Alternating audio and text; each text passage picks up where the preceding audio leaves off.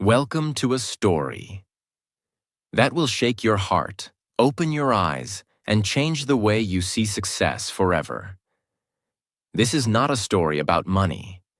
This is not about cars, planes, or billion-dollar empires. This is the story of a man who could have married the love of his life, but chose to take care of his sick grandmother. A man who built one of the biggest companies in the world, but still lives alone in a small house, with no wife, no children, no luxury. A man who had everything, and still chose to live like he had nothing. His name? Ratan Tata. And this is the real story behind the man who proved that. You don't need to be loud to be powerful. You don't need to be flashy to be respected. You don't need to show off to inspire the world. If you're tired of fake success stories, if you're tired of influencers talking but not feeling, then this video is for you. In the next 4 parts, you will hear every single detail of Ratan Tata's life. From childhood to heartbreak, from leadership to loneliness, from failure to legacy. And as you listen, you'll also improve your English. Because this story is told in very simple words, step by step, with clear and emotional language. So stay with me until the end, because this story might just be the most powerful, emotional, and unforgettable life story you've ever heard. Now let's begin. Part 1. The boy who was born with a broken family, 1937 to 1955. Before the world called him Sir. Before the boardrooms and billion-dollar deals, Ratan Tata was just a shy little boy, born into a storm. Full name, Ratan Tata. Born December 28, 1937. Place, Bombay, now Mumbai, India. Family lineage, Tata family, one of India's most respected industrial families. But don't let the name fool you. Yes, he was born into wealth, but he was not born into peace. When Ratan was just 10 years old, something happened that would shape the rest of his life. His parents got divorced. Back in the 1940s in India, divorce was rare and shameful. He was sent to live with his grandmother, Lady Navajbai Tata. His younger brother Jimmy went too. But that day, Ratan lost the warmth of a mother's hug and the guidance of a father's hand. From that moment, he learned, sometimes the people who give you life are not the ones who stay in it. Lady Navajbai wasn't just a rich old lady. She was strict, wise, and deeply loving. She raised Ratan like her own son. She taught him discipline, simplicity, respect, and most importantly, kindness. He saw wealth all around him, but he wasn't spoiled. She made sure of it. She told him, "It doesn't matter how much money you have. It matters how you treat people." That lesson would become the foundation of his entire life. Ratan went to Campion School in Mumbai. He was quiet. He was shy. He didn't have many friends. Kids teased him. Why? Because his parents were divorced. Because he didn't show off. Because he preferred drawing, engineering, and dreaming alone. But instead of fighting back, he built strength inside. I will not become like the others, he thought. I will build something better, something kinder. After high school, Ratan got into Cornell University in the USA. He chose to study architecture, not business. Why? Because he loved design, creativity, and making things beautiful. His family didn't agree. They wanted him to study something useful, like engineering or business. But he stood firm. He believed in his dream, even if nobody else did. That's who Ratan was, a quiet rebel with a big heart. While studying in the US, Ratan fell in love for the first time. It was real. It was deep. They were planning to get married. But then, he got a call from India. His grandmother was very sick. Without thinking twice, Ratan left everything, college, girlfriend, future plans, and returned to India. He believed love would wait, but by the time he was ready to bring her back, she had married someone else. That was the moment his heart broke, and it never truly healed. Ratan Tata never married. He never loved anyone the same again. Money can't protect you from family pain. Love sometimes asks you to choose, and you lose. Real strength is built in silence. You don't have to be loud to be powerful. If you stay kind through your pain, the world will one day feel your impact. After losing his first love in the US, Ratan Tata returned to India with something stronger than heartbreak. He returned with a quiet fire inside him.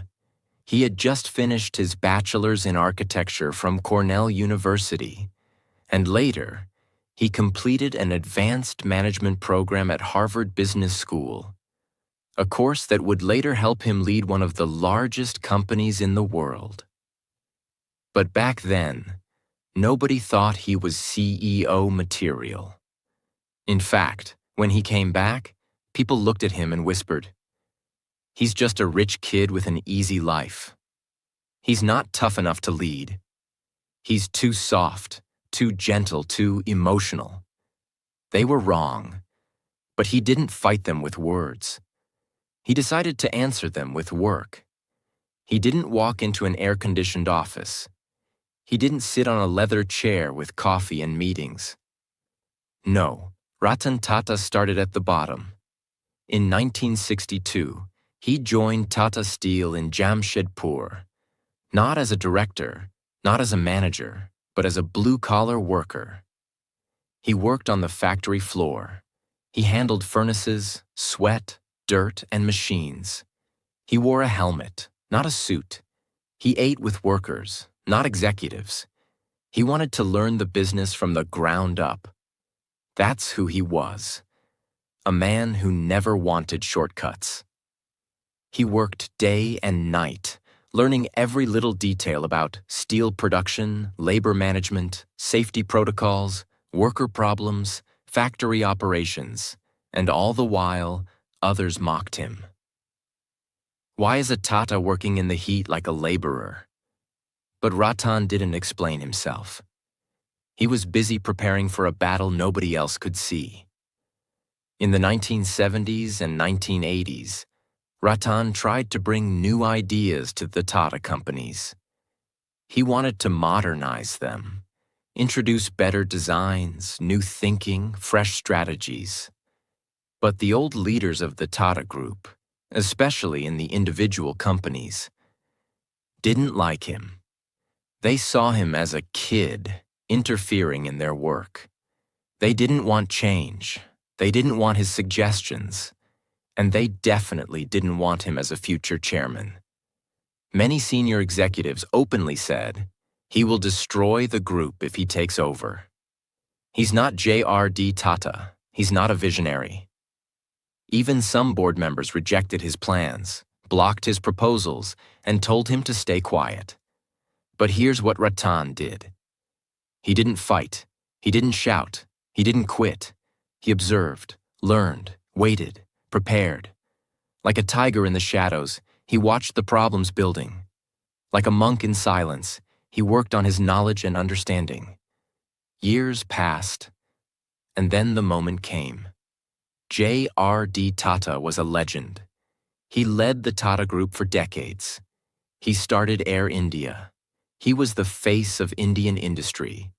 People worshipped him. And when J.R.D. announced in 1991 that he would step down, everyone expected a strong, bold, old-style businessman to take his place. But J.R.D. surprised the world. He said, "Ratan will be my successor."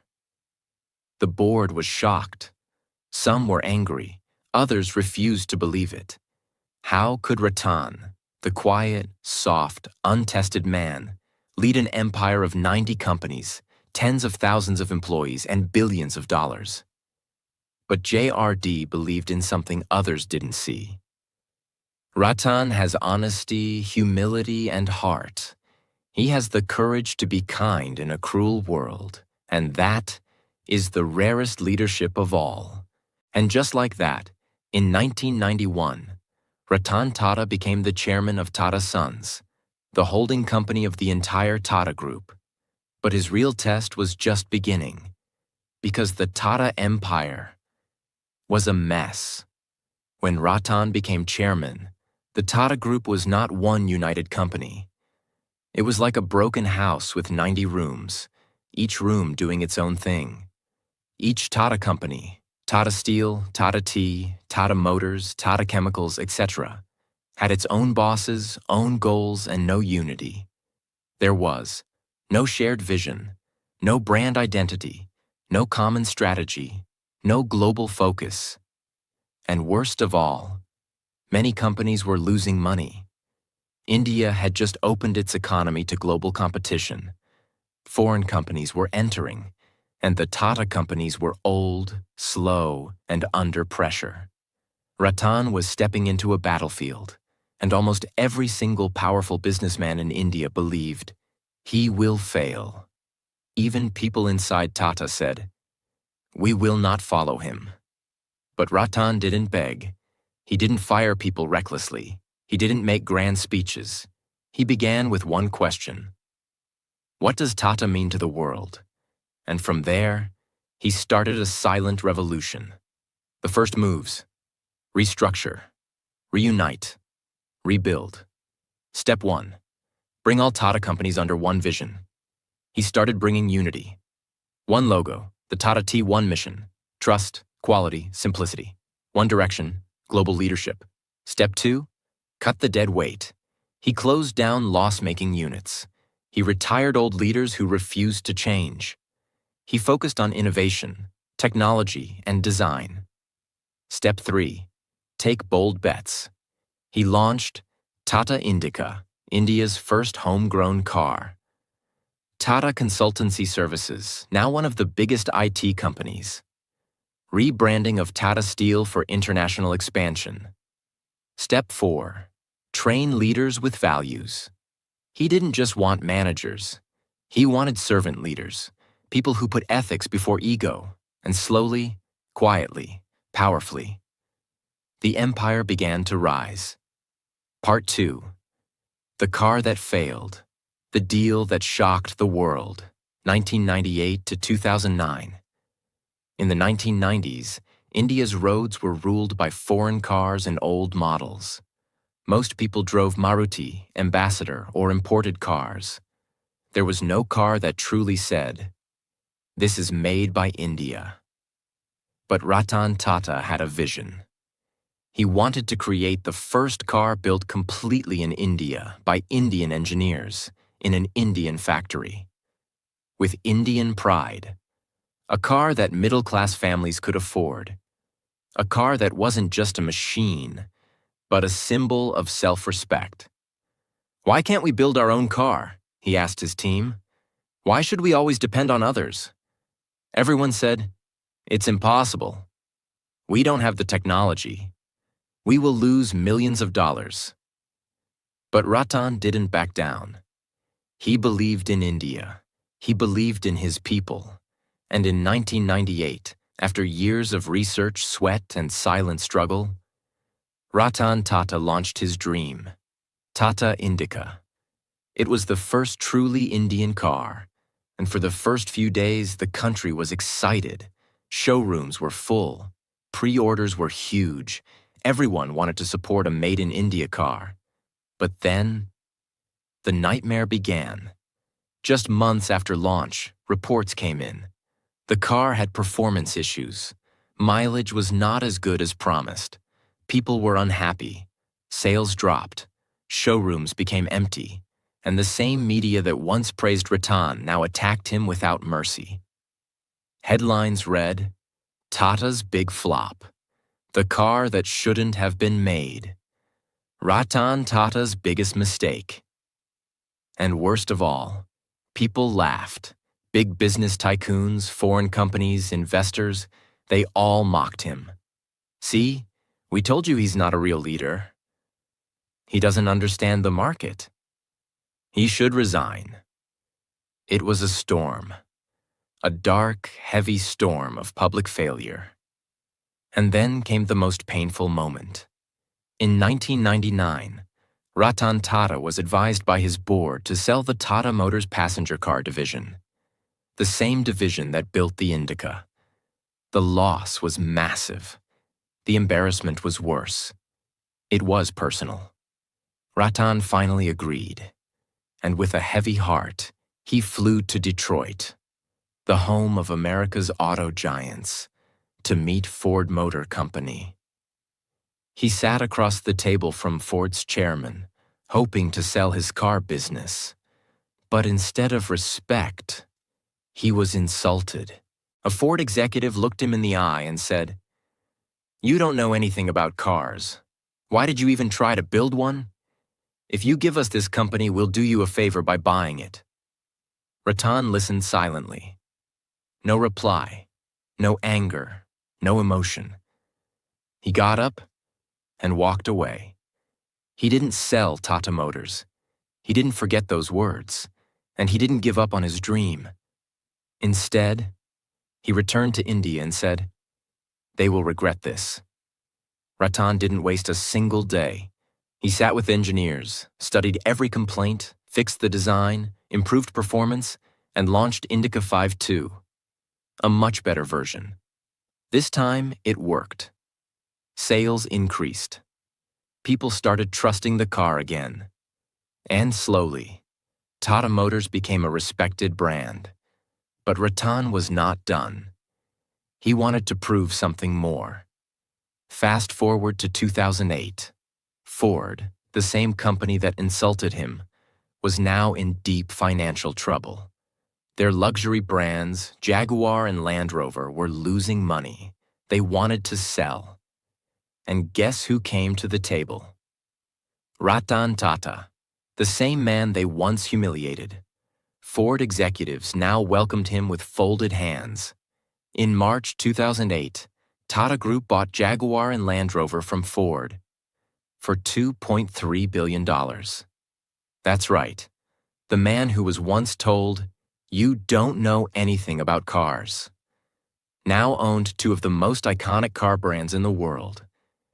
And after the deal, the same Ford chairman who insulted him said, "You are doing us a big favor by buying our company." Can you feel the power of this moment? It wasn't revenge. It wasn't ego. It was poetic justice. The world finally saw what India could do, and they saw what a quiet man with a clear heart could build. What happened next? Under Tata, Jaguar and Land Rover became profitable within 2 years. Their new models were a hit across the world. Tata Motors became a global force in the automobile industry. Ratan didn't just save a brand, he saved a dream. He proved that India could not only build cars, it could run the best car companies on earth. After the global shock of Tata buying Jaguar and Land Rover in 2008, Ratan Tata could have slowed down. He could have taken a break. He could have celebrated. But that's not who he was. Ratan didn't want to build cars just for the rich. He wanted to build a car for the common man. It all began in 2003, in a traffic jam. Ratan Tata was in Mumbai. The roads were wet. It was raining. He looked out of his car window and saw something that broke his heart. A small scooter was wobbling between cars. On it sat a father driving, a small child in front of him, a mother behind him, holding a baby, all on one two-wheeler under a plastic sheet in the rain. It was dangerous, uncomfortable, and painful to watch. Ratan couldn't take his eyes off them. He asked himself, why should a poor man have to risk his entire family's life on a scooter? Why can't I build a car that costs the same as a motorbike? And in that moment, he made a silent promise. I will build a car for $2,000. A car for the people. The world laughed when he said it. They called it impossible, a dream, a PR stunt. But he didn't care. He gathered a team of engineers, designers, and dreamers. And for the next 5 years, they worked in silence, facing challenge after challenge. How to reduce parts without reducing safety. How to make the car light but strong. How to bring the price down without losing trust. It was like climbing Mount Everest with no shoes. But Ratan Tata never gave up. In 2008, at the Auto Expo in New Delhi, in front of thousands of people, journalists, and critics, Ratan Tata stepped on the stage with a small, boxy, humble-looking car beside him. He said, "A promise is a promise, and I am here to keep mine." He removed the curtain and revealed Tata Nano, the cheapest car in the world. Priced at $2,000, about 1 lakh rupees in India.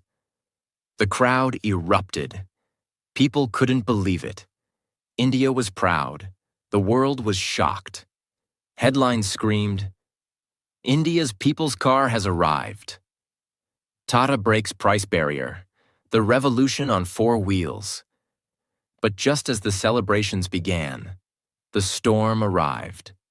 To produce Tata Nano at a large scale, Tata Motors started building a massive factory in Singur, a village in West Bengal. They had legally acquired around 1,000 acres of land. Construction began quickly. Machines arrived. Hope filled the air. But within months, a massive protest broke out. Some local farmers, along with political groups, said, "We were forced to give our land. This is not development. This is robbery." Even though many farmers had accepted money, others claimed they had no choice, no freedom. What began as a political issue turned into a public fire. Thousands of people protested at the factory gates. Activists shouted. Media exploded. Politicians jumped in. Ratan Tata, who had never faced this kind of public chaos before, was deeply hurt. He believed he was bringing jobs, dignity, and growth to the village. But now he was being called a land thief, a villain, a corporate bully. Ratan doesn't usually speak in public with anger. But this time, standing in a press conference, his face calm but voice sharp, he said, "If we are not wanted here, we will leave. We do not want to be where we are unwanted." And with those 18 words, he made one of the boldest moves in modern business history. He shut down the nearly finished Singur factory, moved the entire project out of West Bengal, and restarted everything in Sanand, Gujarat, 1,500 kilometers away. Within 14 months, a brand new factory was ready. Cars began rolling out. He had lost millions of dollars, time, energy. But he didn't give up. He never spoke badly of anyone. He never fought in courts. He simply moved on with dignity. Even after all the pain, Ratan believed the Nano would win hearts. But something strange happened. People didn't want to buy it. Why? Because it was seen as a cheap car. Not affordable, but cheap. In India, where vehicles are often seen as status symbols, people thought, if I buy a Nano, people will think I'm poor. Sales dropped. The car that was meant to lift people up was now seen as an embarrassment by the very people it was meant for. Marketing mistakes, poor brand positioning, and some technical issues added to the fall. And after a few years, the production of Nano slowly stopped. Ratan once said in an interview, "Nano was the biggest disappointment of my life, not because it failed, but because people misunderstood its purpose. It was built with love, and it broke my heart. This wasn't about money. Tata had more money than they could spend. This was about a promise, a dream to give dignity to the poor, and the world rejected it. But even then, he never blamed anyone. He didn't complain. He didn't hide. He didn't fight. He just stayed silent and kept walking. While all of this was happening, Ratan continued to grow the Tata Empire. He focused on corporate social responsibility, CSR, global expansion, innovation across Tata Steel, Tata Chemicals, Tata Power, supporting startups, youth innovation, and rural education. He gave millions of dollars in scholarships to Indian students going to Harvard, Cornell, MIT, because he never forgot the importance of education. He supported disaster relief during floods, earthquakes, and terror attacks, always quietly, never with big cameras or publicity. And through it all, he remained a symbol of grace, dignity, and ethical leadership. Part 4. The Final Years of the Lion. Loneliness, Legacy, and Letting Go. The Tata Nano dream had hurt him deeply. The car that was meant to bring dignity to the poor had become a memory. But even in that pain, Ratan Tata kept walking. And now a new chapter was approaching. He was turning 75. He had led the Tata Group for more than 20 years. He had taken it global, saved it from collapse, grown its worth to over $100 billion, earned the respect of millions. And yet, he was alone.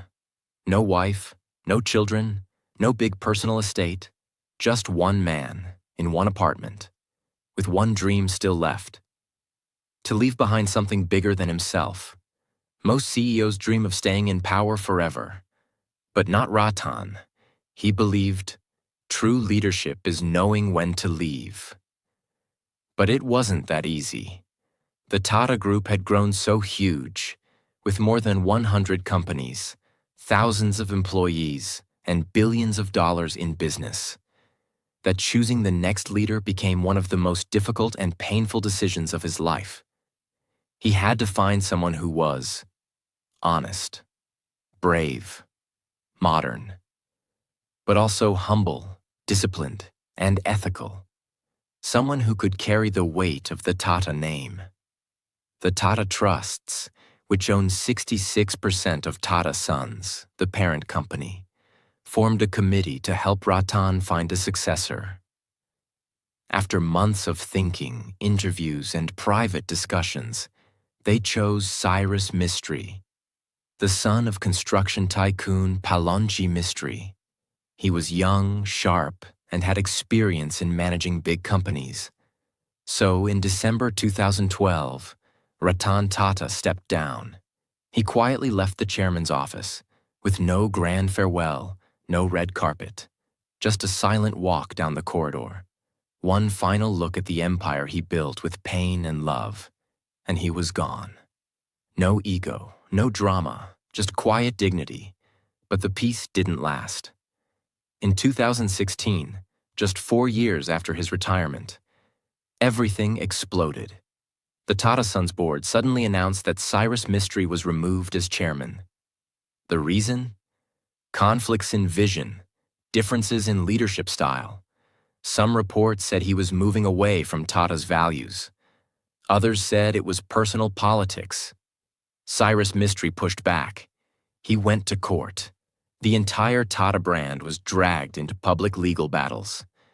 And people were shocked. This wasn't the quiet Tata they knew. Suddenly, newspapers were full of headlines like, "Tata House in Trouble," "Family Feud in Corporate India," "Why did Ratan Tata return?" Yes, Ratan Tata came back as interim chairman in 2016 to stabilize the group. At age 79, when most people rest, Ratan stood up again. Not for power, but to protect his family. The Tata family. He didn't shout. He didn't blame. He simply said, I'm here to ensure stability and dignity, that's all. After months of search, the group finally appointed Natarajan Chandrasekaran in 2017, the first non-Parsi chairman in Tata history. He had risen from a very humble background, worked at Tata Consultancy Services, and proved his worth. Ratan trusted him. He stepped back, for the final time, but he never stopped caring. He still sat on the boards. He still guided young leaders. He still read every report. But his body was tired, his eyes were slower, and his heart was full of memories, scars, and quiet victories. Ratan Tata lived alone in a simple apartment in Kolaba, Mumbai. No bodyguards, no butlers, no gold, no parties. He lived with a few dogs. He had a small office where he worked daily, even after retirement. He drove himself. He replied to emails personally. He sometimes visited Tata hospitals without telling anyone, to meet poor patients. He loved dogs, especially strays. He adopted many. Design and architecture. Reading quietly. Helping unknown startups and young entrepreneurs. He never wanted to be called a billionaire. He once said, "I don't want to be remembered for how much money I made. I want to be remembered for the difference I made." But in private, he also had pain. He once told a friend, "I have achieved a lot, but I have no one to share it with." He had no children. He had no partner. He had only memories. In his final years as active leader, Ratan focused on Tata Trusts, giving away over $100 million every year for education, health, water, nutrition, and rural development. Building cancer care networks across India, because he saw poor patients suffer alone. Creating centers for innovation for young Indian engineers. Mentoring startups and investing in them, not for profit, but to see new dreams rise. Some of the startups he supported: Ola, Snapdeal, Urban Ladder, Nestaway, Paytm. He didn't ask for shares. He didn't demand returns. He just gave money, advice, and encouragement. And always with the same words. Do it with honesty. Never forget why you started. He's not loved because he's rich. He's loved because he's honest, he's kind. He never takes credit. He never shows off. He respects even the lowest worker. He stood by India when others ran away. During the 26th of November Mumbai terrorist attack, he personally visited the families of those who died, whether they were hotel guests or cleaning staff. He rebuilt their homes, paid their children's education. Quietly. He was the only industrialist who stood outside the hospital in the rain, alone, without cameras, just to see how the injured were doing. That's Ratan Tata. Legacy is not built by noise. It's built by quiet, honest work. Being rich doesn't mean anything if you don't lift others with your success. Leadership is not about power. It's about responsibility. Even the greatest lions grow old, but they never stop protecting their people. After handing over the Tata Group to Natarajan Chandrasekaran, Ratan Tata was no longer the chairman. He didn't hold any powerful title. He wasn't running any office. He didn't appear on magazine covers. But his impact? Stronger than ever. Because true power doesn't come from the chair you sit in. It comes from the lives you touch, without needing applause. Ratan Tata now lives in a small, modest apartment in Kolaba, Mumbai. No mansion, no security guards, no fancy lifestyle.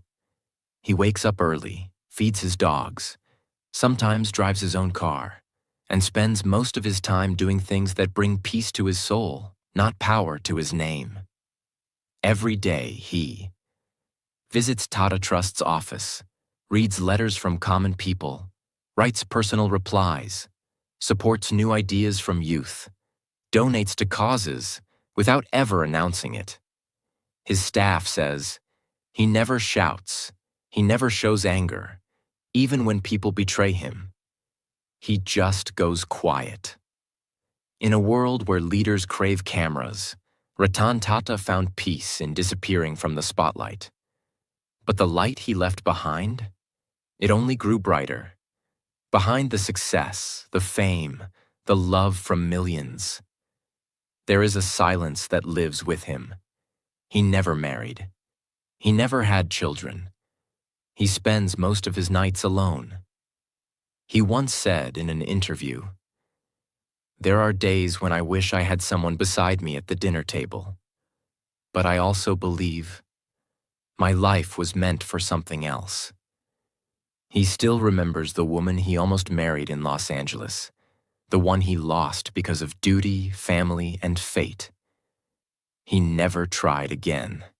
He never searched again. Instead, he gave his love to his dogs, his people, his work, his country, and above all, to his values. Ratan Tata's softest side? His unconditional love for animals. He has adopted many stray dogs, some blind, some injured, some abandoned. They live with him. They sit beside him while he works. He feeds them himself.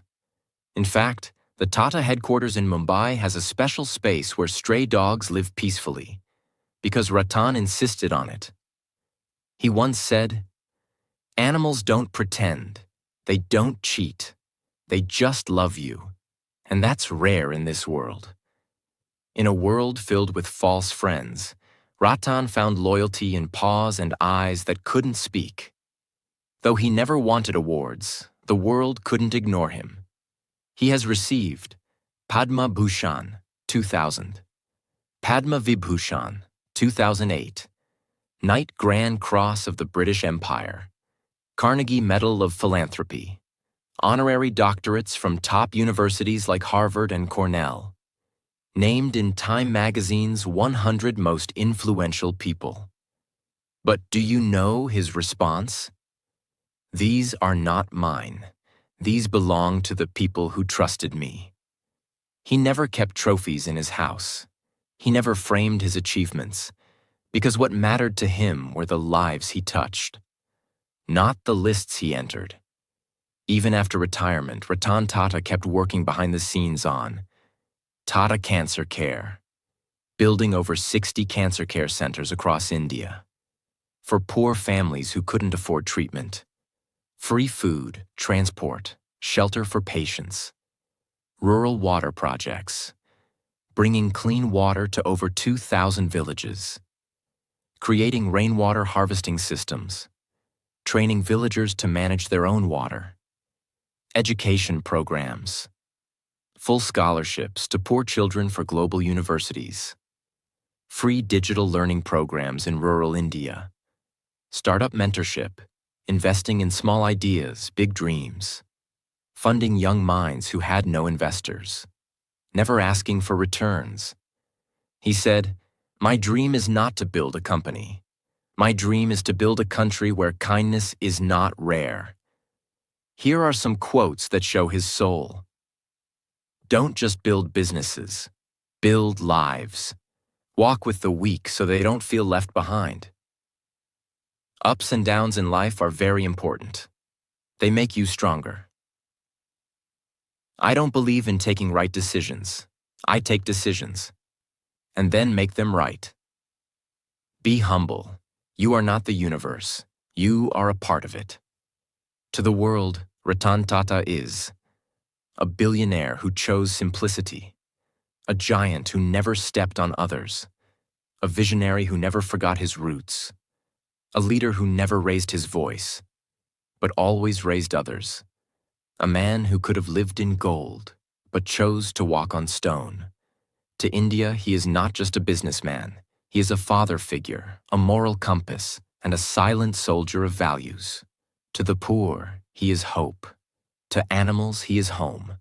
To the young, he is inspiration. And to the world, he is proof that you can live with power, without ever hurting others. Ratan Tata never made a farewell speech, but in his last interviews, he gave one simple message.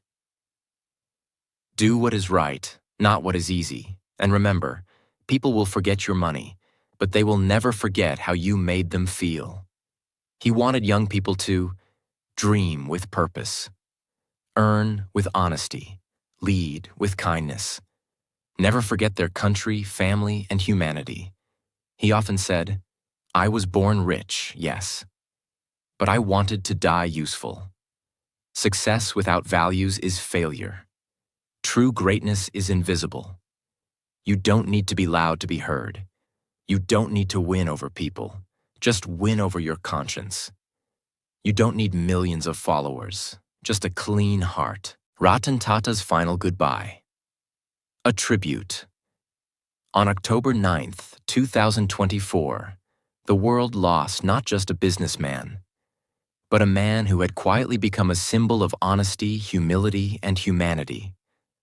Ratan Tata passed away at the age of 86 in Mumbai, the city where he was born, lived, worked, and gave everything.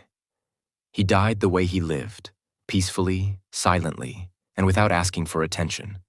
No luxury hospital, no headlines written by him, no goodbyes broadcast on TV. Just a quiet breath, and a world that paused to say, "Thank you, sir." After his death, Tata Group observed a day of silence.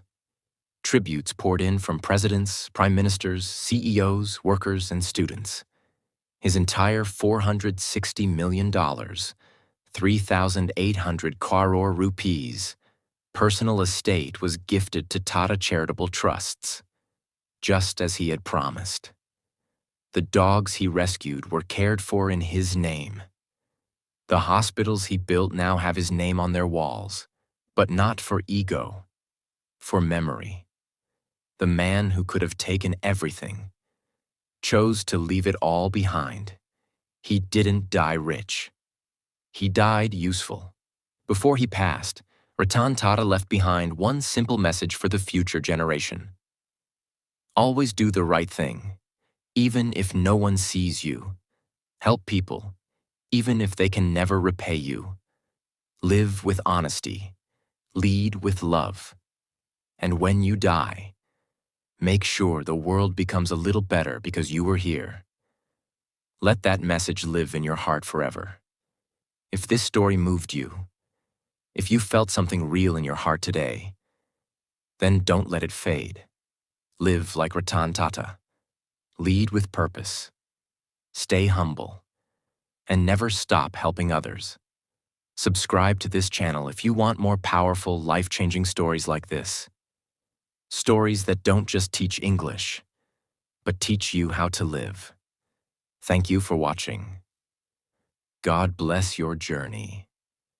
And remember, kindness never dies. It lives on in people like you.